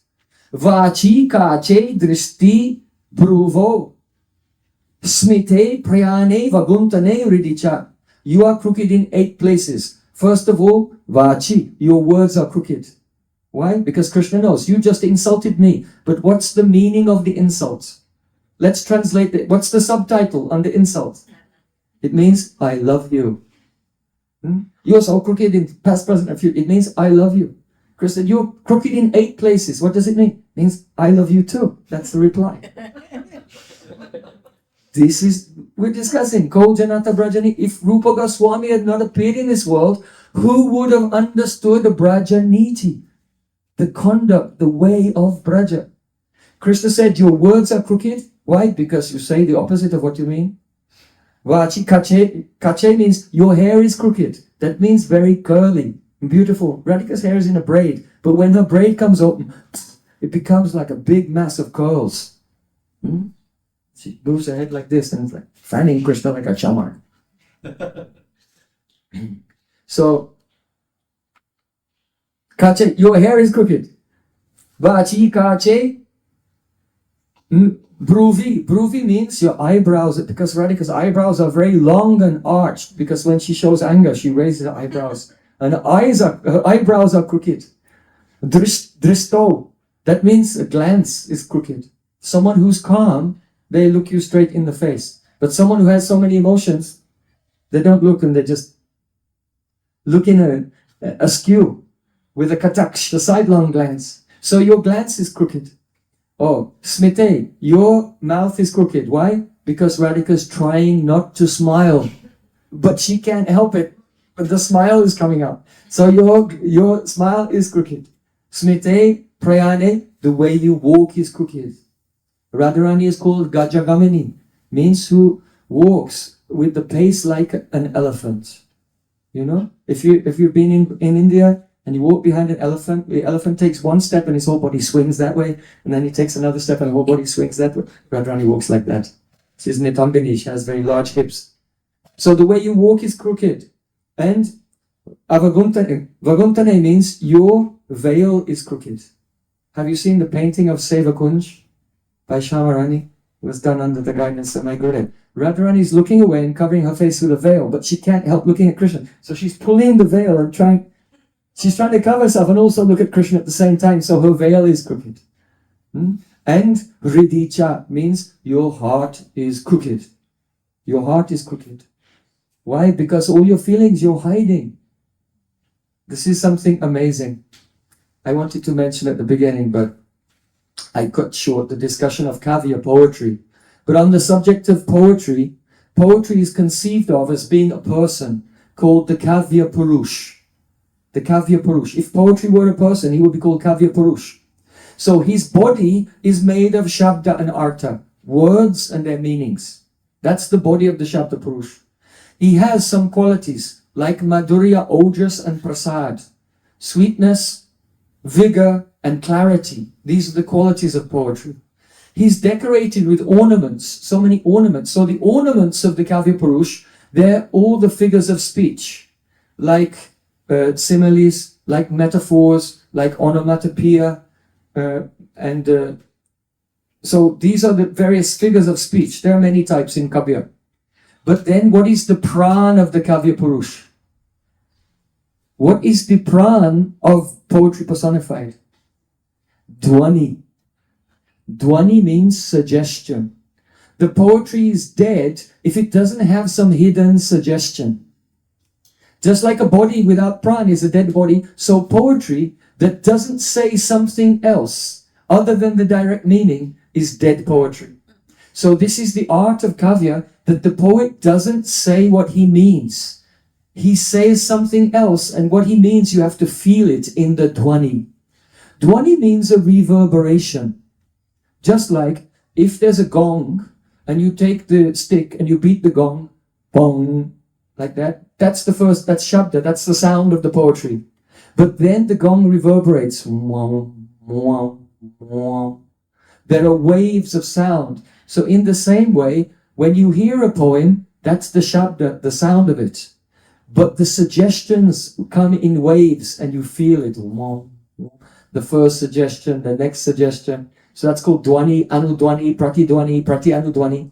So a poet like Rupa Gosvami, he's so skilled that he doesn't write what he means, he writes something else. And what he means is hidden in the dwani. But he's so skilled, in that dwani there's something else he wants to say, hidden. And in that dwani there's something else he wants to say. So it's the nature of the Rasik Vaishnavas that they hear the poetry of Rupa Goswami and then they get carried away by the waves of dwani. So here, Radhika says, you are Vakreshwar, and the dwani is, I love you. Krishna says, you are Astavaka Rishi. You are crooked in 8 places. The dwani is, I love you too. But there's another dwani. What's the other dwani? You're very beautiful, because who has very curly hair and beautiful eyebrows and walks like a Gajagamini, like this, you are very beautiful is the next dwani. Then there's another dwani. What's the next wave? Can you feel the wave? You have to associate with Brajrasik Vaishnavas. Then the heart starts to become tender and feel the waves. The next wave is this. If I'm crooked in 3 places and you're crooked in 8 places, that means you have defeated me. As Krishna said directly in Bhagavatam, Na parayam neravadyasamya, I cannot repay you. You have defeated me by your love. So this is the dwani. Oh, there's another dwani. Can you feel the other wave? The next wave, not only I love you too, you're so beautiful, and you're more beautiful, and you've defeated me by your love, but something else. In Vedic history, Astavaka Rishi is a Siddha yogi. And do you know how he became a Siddha yogi? By worshipping a form of Lord Shiva. And that form of Lord Shiva was Vakreshwar Mahadev. That's how Astavaka Rishi became a Siddha. So the hidden meaning is, if I'm Vakreshwar, you're Astavaka Rishi, the dwani is, Oh Radhika, if you want to become Siddha, if you want to make your life perfect, just worship me. So Rupa Goswami's poetry is like this. It is unlimited ocean. And Ko Janata Brajanita, who could understand the ways of Braja, where everything is hidden, everything is crooked, there is deception, there is teasing, there is competing, there is a changing moods all the time. Oh, so what were we describing? Ah, yes. Krishna was coming down Govardhan Hill. And looked at Radha and Krishna saw each other. We're still there, more or less. Mm-hmm. You can become lost for your whole life in just a few moments of Krishna Lila. So, in this Brajaniti, there is a teasing, there is deception. Then Krishna comes and tries to touch Srimati Radhika. Even not touching her, only he's getting close to her. Then he sees the Sakhis are looking at the beauty of Radhika, how she's transforming in that very moment. Oh, Bru Beda Smrita Sambrito Nahi Nahityukti Madena Kula Vishrantor Dipani Rodaratanam Shuskam Tata Krandanam Sristo Ya Sakhiradaya Mohurayam Sangopanopakramo Bhavasthena Ridistito Murdabi Vyakta Samanta the Buddh. One Sakhi is saying, oh, look at Radhika.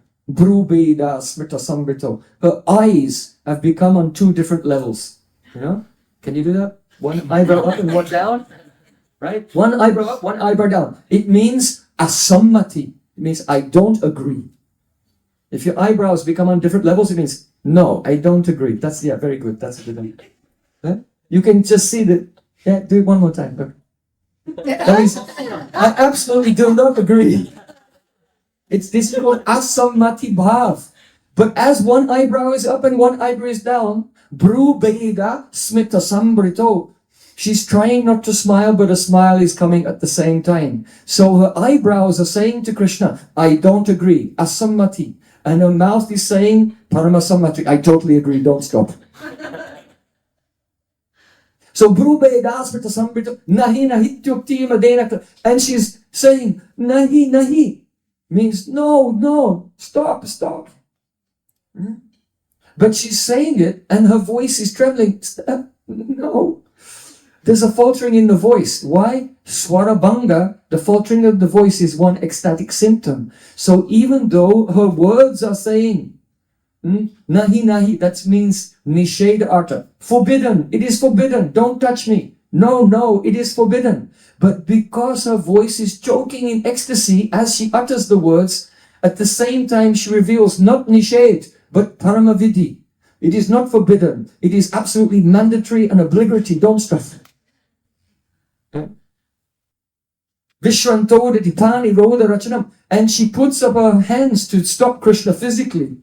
But by the touch of Sri Krishna on her hand, she feels so much ecstasy that at once all strength drains from her body and she becomes weak. And so her resistance is so feeble that it's actually the opposite of resistance. So she's trying to resist Krishna, and but her resistance is saying, Anabhishta, I don't want you to do this. But the feebleness, just by Krishna's touch, as all energy drains, strength drains from her body due to ecstasy, tells Krishna, no, not Anabhishta, it is Paramabhishta, most highly desired of me, don't stop. Shuskam Tata Krandanam, and she's crying. But there are no tears coming. Dry crying. So the crying shows that, oh, what you're doing, this is dukkha vyanjika. It is giving me suffering. But because no tears are coming, it is actually showing, no, Krishna, your activities are all pure. I am yours. So in this way, bhava stena ridistito, all the bhav which is in the heart of Radhika, sangopanopakkramo, she's trying to hide all of her feelings. But the more Radhika tries to hide her feelings, the more the feelings are coming out. No? Did you ever have that experience when you feel a sneeze coming, but in your public place, and you really don't want to sneeze? So, and you're trying, and you try to suppress it so much that finally you can't stop, and it comes out and almost your head explodes. It would have just been better to just let it. So it's like this. If you try to stop the flow of a river, what happens? It just becomes deeper and deeper until it breaks the dam and flows over with more force than ever before. And so the Prem of Radhika is like that, full of duplicity. But the more she tries to hide her love, then the more it becomes visible to Sri Krishna. So beautiful. So in this love, there is always... Oh, I have to watch the time. Is that the right time? Is that the right time? Yes. 5:20. Oh, okay, good. So in this love of Braj, there is deception. In this love of Braj, there is teasing. In this love of Braj, there is competition. Because usually when you have love for someone and you want to have a peaceful situation, you're all on the same team, right? And so there's harmony between you. But this love, which is always hidden, it manifests in the form of competition. And that's why you see everywhere in Vrindavan Leela. You might think, what are Radha and Krishna doing? But you see, it's all the competition between Radha and Krishna comes about, and it's due to the suppression of the inner feeling, but the feeling is revealed through the opposite, through the reversal, through the contradiction. So for example, if the cowherd boys will do Abhishek ceremony for Krishna in the village of Chatravan and say, Krishna is Vrindavaneshwar, the Lord of Vrindavan, then all the Sakis will get together and they'll perform an Abhishek of Srimati Radhika. Where's Radhika's Abhishek? Radhika's Maha Abhishek. In the Kadyavan, in the village of Umrao. The Narottam Das Thakur's Bhajan Kutir is there in the village of Umrao. That's where in Madhav Mahotsav, there's a big description of Radharani's Abhishek ceremony where she became Vrindavaneshwari. So if the boys make Krishna Vrindavaneshwari, then the girls who cannot tolerate it, they'll make Radhika Vrindavaneshwari. If Krishna will make Shamakund, what will Radhika do? Her Sakis will all make Radhakund. If Krishna will steal the gopis' garments, then gopis will steal Krishna's flute. And then Krishna will have to come begging. Sri Radhe Rani de Taro Bangsi Mori So Bangsi Mori Prana Basatai So Bangsi Kai Chori Radha Rani Radhe Rani de Taro Bangsi Mori. Oh Radhika, please give me my flute back. How will I be able to play music? How will I be able to call? And how will I collect my cows together? And all the Sakis, they tease him. You're the son of a king. Why are you crying over a piece of bamboo? There's so much bamboo available in the forest. You can call your friends with your mouth. You can play music by clapping your hands. You have a stick. You can gather your cows with a stick. Why are you upset? Oh Radhika, please, don't delay. Give me my flute back. My pran is living in my flute. So like this, if Krishna steals gopis' clothes, gopis will steal Krishna's flute. Oh, if Krishna will take his mother's pearl necklace and plant them in a field and give milk and they grow into pearl trees, then the gopis think, we'll take all of our pearls and all the pearls of our parents and grandparents, and we'll make a bigger field than Krishna. And they planted them all and watered them with milk, and only bubble trees, thorns grew. So it was a great disaster. A big disaster. Now they've lost the wealth of all their families. What will they do? And Krishna's got millions and millions of pearls. He's giving pearl necklaces to all the monkeys in Vrindavan. Every one of his cows has pearls on their horns and pearl necklaces. But the gopis said, I will not give you one pearl. All right, I'll give you a pearl, but you have to pay me a very high price. And so then Krishna is bargaining with them. Price is you have to meet me secretly in one kunj or cave of Giraj Govardhan. This price. So in Vrindavan, always competition. What is the Holy Leela?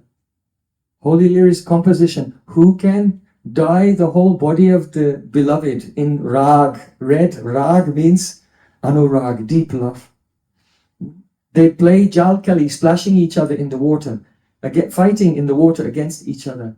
All of these These are competitions. The Leela is manifest because it's the nature of love.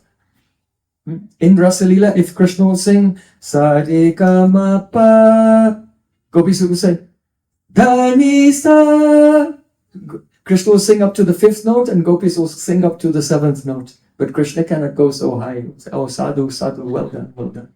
So they're always competing. If Krishna will play his flute, Sakis will give Radhika her veena and she'll play on the veena and they'll perform a duet. A beautiful duet.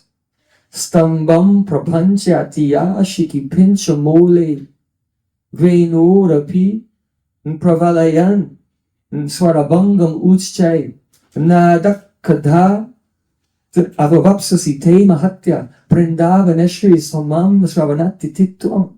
Rupa Gosvami, he said, when will that day come that Krishna is sitting in a kunj and playing a concert on his flute for Radhika? And Radhika is playing her veena, Mahati, called Mahati veena. And this duet is so moving. Why? Because the love, the waves of love they're feeling for each other in their hearts is coming out in the form of their music. And as they hear each other's melodies, they're having more realizations. And so the melody is becoming sweeter and sweeter and sweeter. And Radhika is not plucking the strings of her veena. She's plucking Krishna's heartstrings. He's so moved by her playing that as Krishna's playing, she plays one note with some slight vibrato on the note. And when Krishna hears it, Stambam prapanchatiya shiki pincha mole, Krishna becomes stunned. So his fingers are not moving anymore. They're just in one position. And he's blowing. So only one long note is coming. Venurapi pravalayan swarabangam uchay. But he's only got so much breath. And so there's a long note in Krishna's melody, and then it wavers, and then it stops, because he ran out of breath. Because he became stunned by the prem of Srimati Radhika. Oh, Rupa Goswami Pad says, when will that sound of Krishna's long stunned note, which warbles out of key and then stops, that's the sound of the flute I want to hear. Why? Because the manjaris always want to have that experience of Radhika's victory over Krishna in this competition of expressing love through music. So in Vrindavan, there is always competition and also changing moods. Nij pranana palotata sakhi jodoli ki pan. There's a saying in Brajabhasha that just as the beetle seller, if someone's selling pan in the marketplace, they put all their pan leaves down, but they're always turning them over. They splash some water and they're always moving them, rearranging them and turning them over. Otherwise the leaves will spoil. So when love is there, the heart is so turbulent that the moods are changing. Like this, like this. Radhika is so happy to see Krishna. The next moment, she becomes all crooked. Then the next moment, Lalita tells her, oh, Krishna has a tired look on his face. You should be gentle. And then Radhika becomes gentle. Then the next moment, again, she becomes crooked. Afterwards, Krishna's thinking to himself, what just happened? After meeting with Srimati Radhika, Krishna, when he's going away, he's thinking, what just happened in my life? I don't know. I'm just quoting verses here and there from Rupa Goswami because we're trying to show what Rupa Goswami has revealed. Just a few glimpses. So Rupa Goswami said, Krishna is thinking to himself, Mudram daryamayim shanam bitanute taralya lakshmin shanam sopaksha atanoti bhanitir outsakya bhajak shanam shuddham dristimitakshanam pratnayate prankat katakshakshanam roshena pranayena chakalitadi radha dvida vidyate. Krishna said, 1 minute I saw mudram daryamayim. Radhika was sitting and she was like a sage. She was completely calm and completely patient.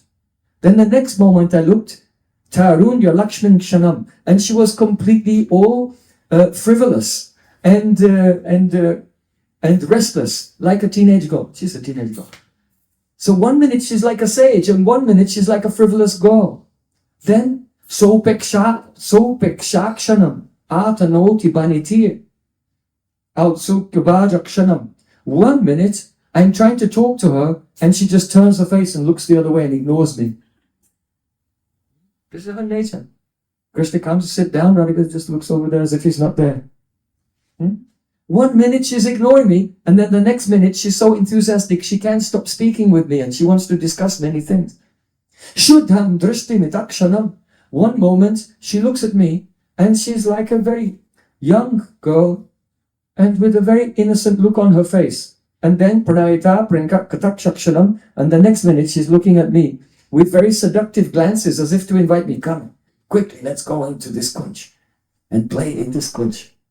So what happened to her? Roshena pranayena charkalitadi. It seems to me that due to the contrary nature of her love, she has the feelings of intimacy for me and confidence, and at the same time she's angry with me. And these two emotions have split her into two personalities. Radharani her heart has become split into two, and I never know which one I'll be dealing with. It's like a gamble, it's like a coin toss. When Krishna meets with Radhika, he never knows what he's going to get. And if he gets something and he's pleased with that, it cannot say how long it will last. You'll become another and then another, like this. So Radhika is always a matter of wonder, always a matter of wonder for Krishna. He never knows what he's going to get. She's always an attractive mystery for him. And due to here, Kojanata Brajanita, who knows the conduct of Braj? That means deception, teasing, competing, and always changing moods. Ko janata radha madhavarati. And who would know about the rati? That is the sthayi bhav of Radha and Krishna. This is a very vast, vast subject. The biggest chapter of Ujjwala Nilamani is the sthayi bhav prakarana. What can we say about this? One day, Krishna was coming through the forest of Vrindavan towards the meeting place. And on the other side, Radhika was coming with some of her sakhis. At once, when Krishna saw Srimati Radhika, he said, Asakrid asakrid esha ka chamatkara vidya mama rasala haribis tarshamantastonoti Viditamahayaseyam vyarita pangalila madurim parivaha kapi kalyanavapi. Krishna looked at Radhika and he became stunned.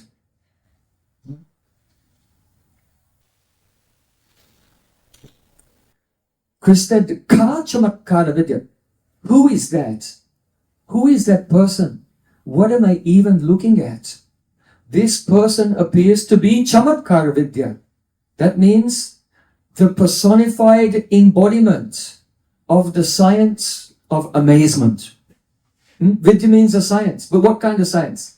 There's no such science. There's biology, chemistry, physics, whatever, genetics. But Krishna's now invented a new science. Chamatkara Vidya, the science of astonishment, amazement. Ka Chamatkara, what am I looking at? Who is that? Krishna has seen Radhika thousands of times. But her prem is so intense when he sees Ka Chamatkara. Who is that? It seems to be the embodiment of the science of astonishment. Mama Rasala Haridi, I am seeing waves of beauty, waves of rasa coming from this goddess, whoever she is. And I'm drinking that rasa. But something more amazing is happening. When you drink, then your thirst goes down. But Krishna says, Tarshamantastanoti, the inner thirst of my heart becomes intensified. And I become more and more thirsty with each wave of beauty that I drink. So he's in a state of astonishment. He cannot understand. Then he decides, I know who it is. Vidita Mahaseyam. This is Kalyanavapi. Kalyan means auspiciousness. We have a very inauspicious life in this material world until we meet a pure Vaishnava. And when we meet a pure Vaishnava, our whole life changes. Our habits, our behavior, our destiny, everything becomes auspicious. The future becomes bright and wonderful and beyond our expectations. That is called Kalyan, auspiciousness. So Krishna, he's the ocean of Kalyan. You know? Samsarata varnalalida loka Tranayaka runya ganaganatvam Praptasya kalyana gunanavasya Vande guru srita. Krishna is the Kalyana Arnava, the ocean of all auspiciousness. But for Krishna himself, when he sees Radhika, and with intense anurag, it's as if he's never seen her before, he thinks, oh, this is one lake of auspiciousness.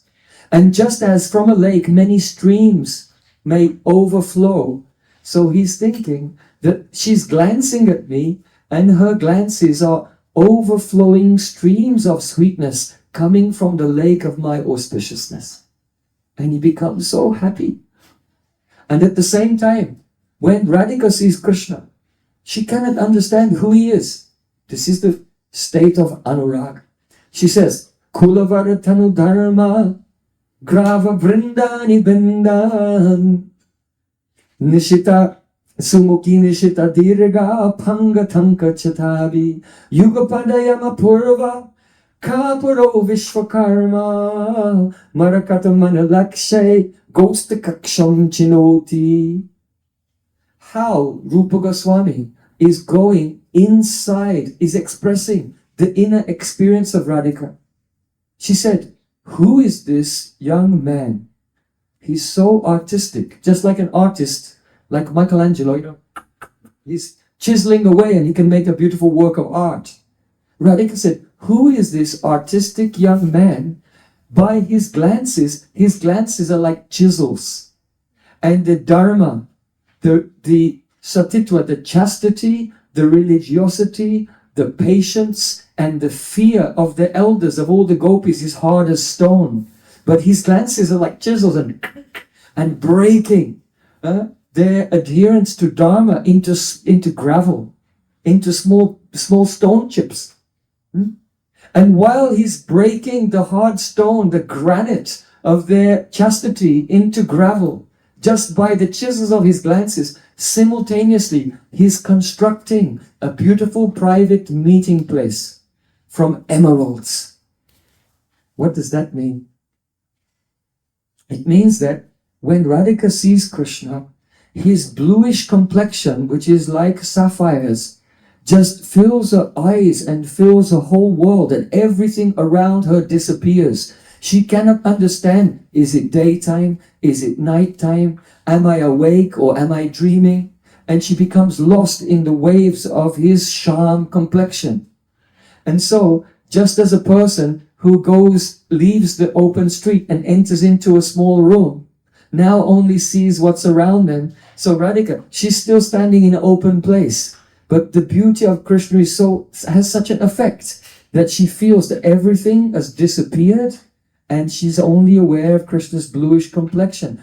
But her golden complexion is spreading and mixing with his bluish complexion, so it seems that she's entered into a private meeting place constructed by these artists entirely from emeralds, which are green. You know, gold and blue mixed together become green. This is the Krishna's experience, only seeing Radhika, and Radhika's experience only seeing Krishna. Such moments. Has anyone expressed this thing ever before? Never. No one had a clue. But Srila Rupa Goswami, being empowered by Chaitanya Mahaprabhu, he expressed this. One time, Krishna was on the bank of the Jamuna with his friend Madhumangal.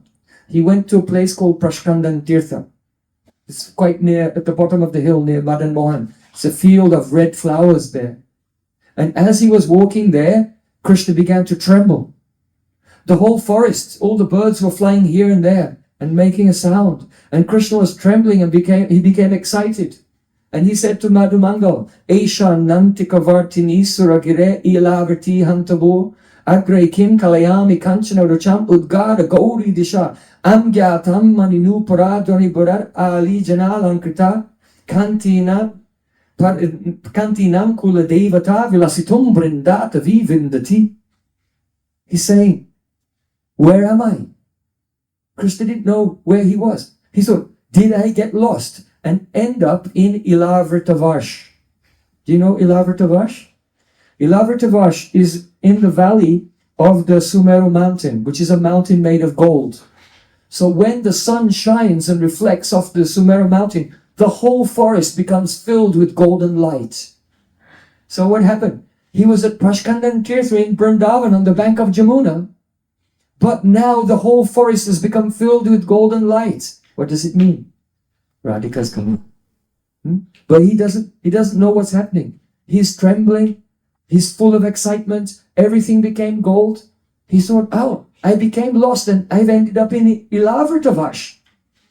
The Amgyatam Maninupa. No. Now I realize I'm not in Ilavrtavash. This must be why. You know, if a male person enters Ilavrtavash, by the power of Lord Shiva, they immediately turn into a woman. Even if once there was a king, he was riding a horse, and his horse was male. His horse became female, and the king became female also. So, but Krishna was definitely not feeling like a female. He was feeling a very male feeling at that time. So then he realized, no, I'm not in Ilavrtavash. I'm Gyatam Maninupura. Why? He could hear the sound of ankle bells. He said, it seems to me that the goddess of Kanti, the goddess of golden effulgence personified, is coming here with her Sakhis because I can hear the sound of ankle bells. And then he hid and he saw that Srimati Radhika was coming. And now that leads us to another unique contribution of Rupa Goswami. Rupa Goswami, in his definition of Mahabhav, he said, Anuraga sosamvedya dasha prapa prakashita yavad ashrabritisted bhava ityabhidiyate. Which means, when Anurag comes to its highest state, and the gopis go into a samadhi, a trance of love, where they feel unembodied even, and they become just like Sakshi, witnesses to their own praying from a height, their Ruta, they have ascended to another level. In that state, then Prakashita, 5, 6, 7 or 8 sattvic bhavs, trembling, tears, the trembling of the voice, fading of the color, becoming stunned. All of these ecstatic symptoms, they manifest at the same time, multiplied many times over in the stage of Uddipta sattvika bhav. And then what happens? Yavasasrai vritti. As the chitta, the consciousness of Radhika, can no longer contain her praying, it overflows into the body and causes the sattvic bhavs. And then the body itself becomes completely one with the state of Mahabhav. Therefore, Radhika is called Mahabhav Swarup. She's called Mahabhav Swarup because the love in her mind, in her chitta, overflows and her body becomes non-different from Mahabhav itself. Therefore, in all the other rasas, Krishna can taste the garlands, he can taste the food given by them. Their love is expressed by offerings. But in Madhurya Rasa, because the gopis' bodies have become one with their love, to taste their love, Krishna has to taste their bodies. And that's why it's called Madhurya Rasa. Kanta bhave nijanga diya koina sevan. The one speciality of Madhurya Rasa, of the other rasas, is that in Kanta bhav nijanga diya, the gopis offer their whole bodies in Krishna's service. So then the whole body becomes made fully of love, Mahabhav. And then the body cannot contain it, and so it spreads out and disturbs everything all around. And that is called Yavad Ashray Vritti. So in this poetry that we just quoted, when Krishna thought, I'm lost, I've come to Ilavrtavash, it is the symptom, the third symptom of Mahabhav, that Radhika's Mahabhav overflowed from her heart to her body, and from her body to the whole surroundings, and everything became golden. You see? So behind each poem, there are volumes and volumes of the Rasa Tattva. Without that Rasa Tattva, it's not possible to understand the poetry. And without the poetry, you cannot understand practically what the Rasa Tattva is expressing here. Now this Yavadashrai Vritti, the spreading out of Radhika's mood, is most important in our line of Rupa Goswami. So I just want to complete with, we have like about 13 minutes left. So I want to make one last point and a small kirtan, because what you don't realize while you're listening, at the end of Harikatha, if you have kirtan, then those points may come as a spurti. It's a bursting into the consciousness. So this last point is, my Gurudev, he used to say, if you follow Bhakti Rasamrita Sindhu completely, but still you will not be actually Rupanuga. Rupanuga, in the Rupanuga line, following Rupa Goswami. But if you follow Bhakti Rasamrita Sindhu and the Ujjwala Nilamani, then actually you will still not be Rupanuga. But if you follow Bhakti Rasamrita Sindhu, Ujjwala Nilamani, and Dankali Comedy and Vidagdha Madhav and Dalit Madhav, then you'll still not be Rupanuga. Why? Because in this poetry, Rupa Goswami has described Vrindavan. He described the love of the cowherd boys, the love of Madhya Yashoda, the love of the gopis, the love of Radhika, the love of Krishna. But he did not elaborately describe his own love. Understand? So if you want to be Rupanuga, then you'll have to come to Stavamala, where Rupa Goswami has revealed his innermost feelings, such as Gandharva Samprathanastakam. If you go to our Chaitanya Academy website, you can take a course there. It's about a 6-part course in Gandharva Samprathanastakam. If you follow Chatu Pushpanjali, if you'll follow Karpanja Panjaka Stotram, and especially the very last poem of Rupa Goswami, what is that, you know? What's the very last poem? It said that the swan's last song is the sweetest song. So what is the swan song of Rupa Goswami? Utkali Kavalari, yes. Utkali Kavalari is the swan song of Rupa Goswami. Prapadya Vrindavana Madhyameka Koshana Sav Utkalika Kulatma Udgatayami Jwalito Kataram Vaspasa Mudram Ridimuditasya. There in the first verse he's crying, I am taking shelter of this Vrindavan Dham, and I am weeping in extreme anxiety. And in this place now I will Udgatayami Hridayam, I am opening my heart. And I will open my heart and show you the scars. What type of scars? Burns. Tears of joy are cool, but tears of separation are hot. So he said, I'll open my heart and show you the scars which have been burned by the hot tears of separation I constantly weep inside. That separation from the service of Radha and Krishna. And then in his Utkali Kavalari, he begins to express his own beautiful services, his own aspirations, how in the form of Rupa Manjari, she will serve Radha and Krishna. So that is so very beautiful. Pramada Madana Yuddha Ramba Sambhavakabyam Muditam Hridayabhyam Hanta Vrindavanesho Kimahamiya Yuvabhyam Panalilunmukabhyam Chasakama Paharisye Sadhu Madvikapurnam. Oh Radhika, when will that day come? When you sit with Krishna in a kunj and you are very eager for your loving pastimes. But before the loving pastimes begin, it will be more ecstatic if you are both drunk. So at that time, I'll come with a big golden goblet covered in jewels, filled with honey wine from the forest. And I'll place the goblet of honey wine before the two of you, and Krishna will look at the honey. And Krishna is already intoxicated, even without drinking it. Why? Because he sees Radhika's face reflected in the honey. And then Krishna takes and then gives, you take some, and then Radhika drinks, and then Krishna drinks, but Krishna's pretending. He's only pretending to drink.